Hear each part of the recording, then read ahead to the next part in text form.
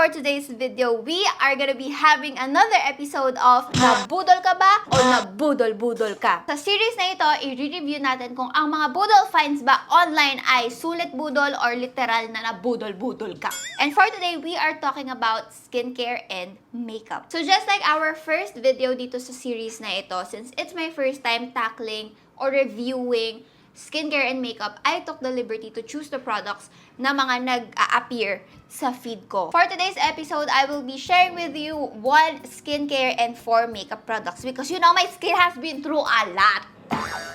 Alam niyo naman yung acne journey ko, di ba? So, hindi na muna ako magre-review ng maraming skincare, like 1 at a time lang, like pahinga naman yung skin ko. But it's getting better because of the skincare that I will show you guys dito sa video na ito. So without further ado, let's get on with our review. So 3 weeks ago, nagpa-facial ako to get rid of my bumps and mga pimples ko sa face. Pero after that, of course, yung marks, yung scabs, yung sugat from the pricking. And nireset ko din yung skincare routine ko. So I was looking for something that will help me with my marks since ayun na yung problem ko, hindi na yung acne. Although medyo problem ko pa rin yung acne kasi what if bumalik yung acne ko, di ba? But so far, it's not going back. Kaya na-angle ako. May kita nyo wala na akong bumps. It's like smooth. So as I was scrolling sa Facebook, I saw an ad for this product, parang video. And nandun si Ashley Garcia. Si Ashley, natatandaan ko, sabi niya, nilalagay niya yung serum and then nakatulong daw sa dark spots niya and stuff. And then I found out that this is the best serum of 2021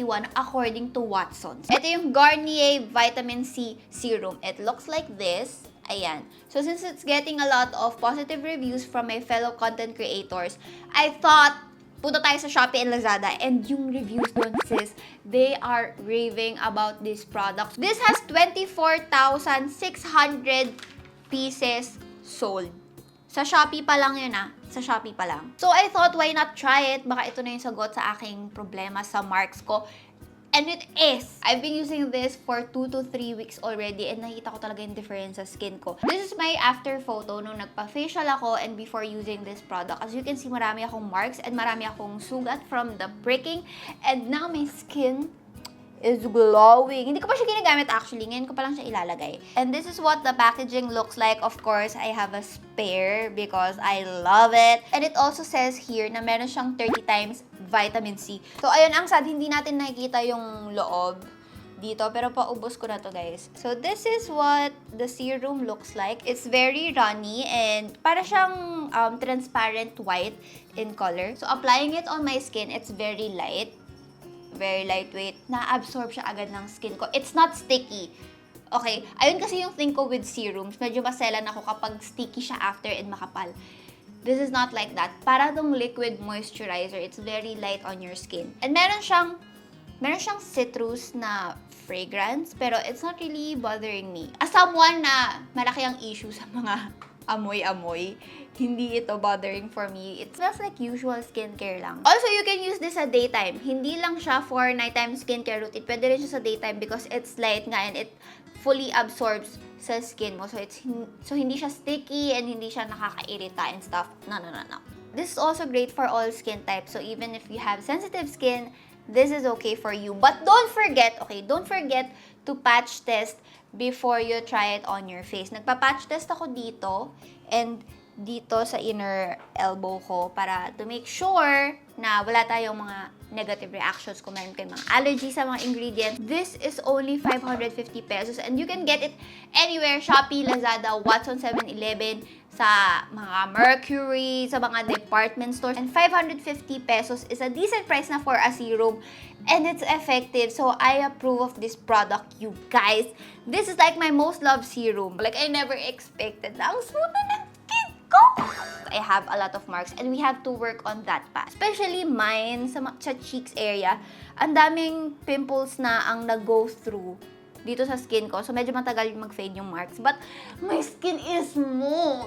My skin is smooth. You can see, wala na akong naka-bump na pimple. It means a lot to me as someone na sobrang nag-struggle talaga with acne. So, is this a sulit budol or nabudol-budol lang ako? This is like the best budol that I've ever reviewed dito sa series natin because it works talaga and sobrang na-appreciate ko talaga yun sa acne ko. Like, feeling ko nakahinga yung skin ko after ilang months. Like, nakapahinga siya na hindi na siya nagkaka-pimples ulit. Like, I super appreciate that part. And because nagustuhan ko itong serum na to, I thought magpapag-giveaway ako sa inyo! Meron tayong dalawang winners na mananalo nitong Garnier Vitamin C Serum. So, just leave a comment down below sa comment section kung bakit mo gusto matry itong Garnier Vitamin C Serum. I will choose 2 and preferably yung nagsa-struggle pa rin sa acne and sa marks para makita nyo talaga yung difference sa skin nyo and para mabudol nyo rin yung iba yung frame. So now we are going to the makeup part. Meron ako dito mga bagong launch na highly hyped sa internet. Like, they have a lot of ads and I saw this a lot on TikTok. Mukhang magaganda, so we will try it out. So hindi ako maglalagay ng kahit anong base makeup because I am healing my face. I'm healing my skin. So we are starting out with this Issy Co Brow Pencil Pro. I have the shade in warm brown. And I also have the Precision Brow Pen in warm brown also. Since dalawa yung kilay ko at dalawang brow product ito, I thought tag-isang brow sila. No? Sana pumantay. Hopefully pumantay. So we are starting with the Brow Pencil Pro. It looks like this. Yung usual pencil mo nandito. And itong brush nila, mukha talaga siyang brush. Like, artist type of brush. I saw this type of brush na before sa Everbilena na mga eyebrow pencil, pero I think hindi siya masyado nag-click. Kasi puro spoolie yung nilalagay nila sa mga brow pencil. But actually, I appreciate this kind of brush because nagagamit ko siya pang contour, sis, ng ilong ko. So, ilalagay ko siya dito sa brows ko dito.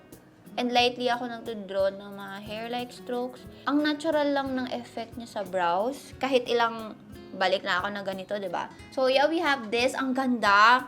Sis, mukhang natural lang yung kilay ko. Like, nothing harsh. So, ngayon, ibabrush ko na siya. Ang weird lang gamitin itong brush, pero it works. And mas gusto ko yung ganitong brush talaga. This is very easy to use. Nakita nyo naman kung gaano kabilis ko lang itong ginawa.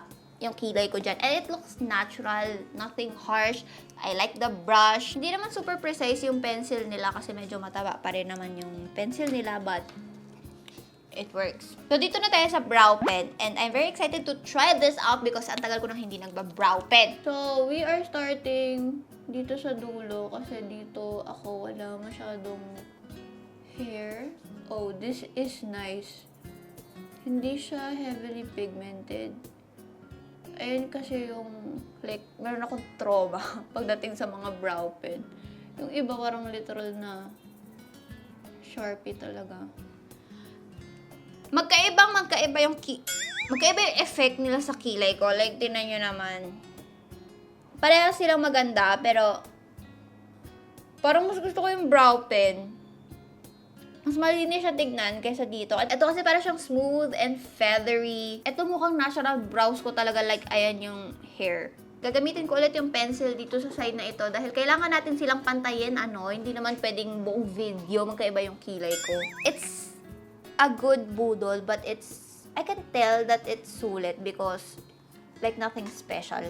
For me, easy to use, hindi siya heavily pigmented, pero pwede mo naman yung makita sa ibang mga brow products. But if you're looking for a review and gusto nyo itong bilhin, it's good. You should try it out. But if not, kung hindi naman kayo interested, edi diwag.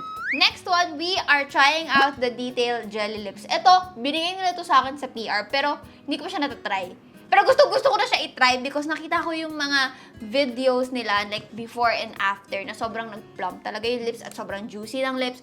Kita nyo, sealed pa yan, hindi ko pa siya na-open. So yeah, we are trying this right now at sabay-sabay nating makikita kung magpa-plump ba yung lips ko. Kasi as you can see, sobrang dry ng lips ko at manipis lang yung lips ko.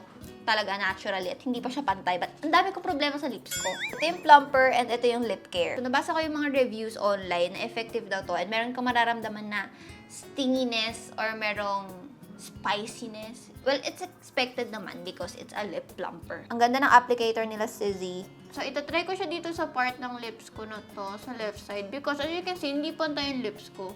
Mas nakaangat to and ito flat. Oh, it's makapal. Ayan na. May mainit. Talagay pa ako ng isa pang layer. Yan lang, kasi nabasa ko sa review na ingat-ingat daw sa paglalagay kasi nga may mainit something daw. So, I think it's working kasi mas pantay na tignan yung upper lips ko. Like, hindi na to totally flat. Kahit in real life, tinitingnan ko dito sa salamin. It's working. So, 2 layer lang din ang ilalagay ko. Kaya na nararamdaman ko na mainit na yung buong lips ko. Para kang kumain ng buffalo wings na maanghang, tapos naiwan yung sauce sa lips mo. Maliban sa nafe-feel ko na medyo mainit, it works din na nagmumukhang plump yung lips mo because of the gloss. Hindi ko alam kung ilang minutes ako dapat mag-intay para maging fully plump yung lips ko. But feeling ko ito na yun. It looks plumper but like a little bit. Hindi siya yung Kylie Jenner levels. Because feeling ko di rin naman ako aabot sa ganong levels kasi nga sobrang nipis nga ng lips ko, ano? But it looks juicy. So next we are going with the Get Ready With Me Aqua Tints. So this is by my dear friend, May Layog. And hindi ko pa ito natatry, okay? Like, sealed pa silang lahat. And I went dun sa office ng Get Ready With Me. And chinichika niya doon na iba daw yung formula ng Aqua Tints. Like, mararamdaman mo daw talaga, mapapansin mo talaga na iba siya sa formula ng ibang mga tints. Hindi ko sinabi sa kanya na hindi ko pa natatry. Oo lang ako ng oo. So, itatry natin ngayon. So, i-wipe ko muna yung lip plumper natin. Ang problem ko, ang anghang. Laka na ng lips ko. Ang init niya, sis. Nung tinanggal ko, lalo uminit. Meron tayong 6 shades right here. You can see, mga sealed pa yan. Hindi ko pa sila natatry. So, I think we are gonna try 1993, yung Brick Rosewood shade. Ang problema ko sa mga tints kasi, kaya hindi ako nagtitint, dry nga yung lips ko. Kahit anong scrub ko, nagsistay dito sa gitna, like yung buo-buo nung tint.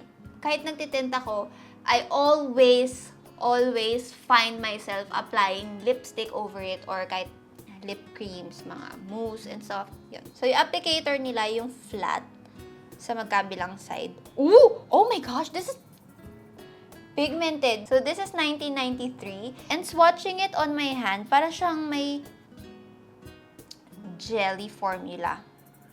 Formula nga, kasi ang kapal niya, hindi siya yung tint na tubig lang. You get what I'm saying? Parang medyo mas makapal siya, yung consistency niya. So, applying this on my semi-dry lips. Kasi na-hydrate na siya ng onte nung lip plumper. And hindi na rin mainit yung lip plumper.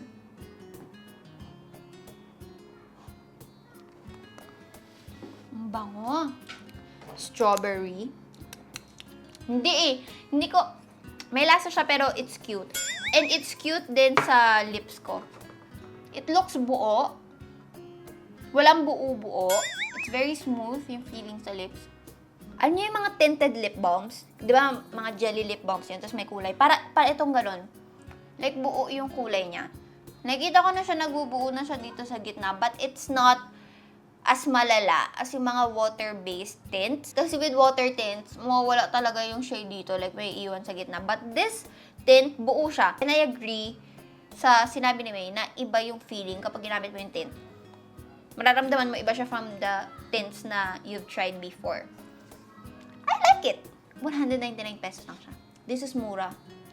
Lalagay ko siya sa cheeks ko. Although, parang natatakot nga ako ilagay siya sa cheeks ko kasi baka lalong makita yung marks ko. But let's try a little bit lang. Dito na ako kukuha. Dito na ako kukuha. Like, super a little bit. Iba yung feeling niya, sis. Meron talaga siyang parang makapal na consistency. Although, hindi ko talaga madagdagan kasi pagdating sa cheeks ko kasi automatic na meron ng mapula dahil nga sa mga marks ko. But, yeah, na-emphasize niya yung marks ko. Nagsisi ako, nalagay ko siya sa cheeks ko. Dito na lang sa eyelids para magkakulay. So, is this a SULIT budol or magbubudol-budol ka lang? This is a SULIT one. Like, naramdaman ko talaga, napansin ko yung difference niya from other tints. Mas makapal siya ng a little bit. Iba yung consistency niya, iba yung formula niya. I like it on my lips. Kita nyo, ito yung problema ko, nagbubuo-buo siya dyan. But, the thing with this, yung kaibahan nito from the other tints that I've tried is that meron pa rin kulay yung buong lips ko. So, hindi siya awkward na nagbuo lang sa gitna. Getsong. Yeah. So, that is it guys for this episode. Meron tayong mga sulit budols, meron tayong mga good budols, pero, thankfully, wala tayong NA-BUDOL. Okay? That's great. So again, if you have any product suggestions or recommendations for me, kahit hindi makeup, leave it down below para ma-try natin siya sa ibang mga videos natin in the future. All the links, as usual, nasa description box below. So thank you guys so much for watching and I will see you on my next one. Bye!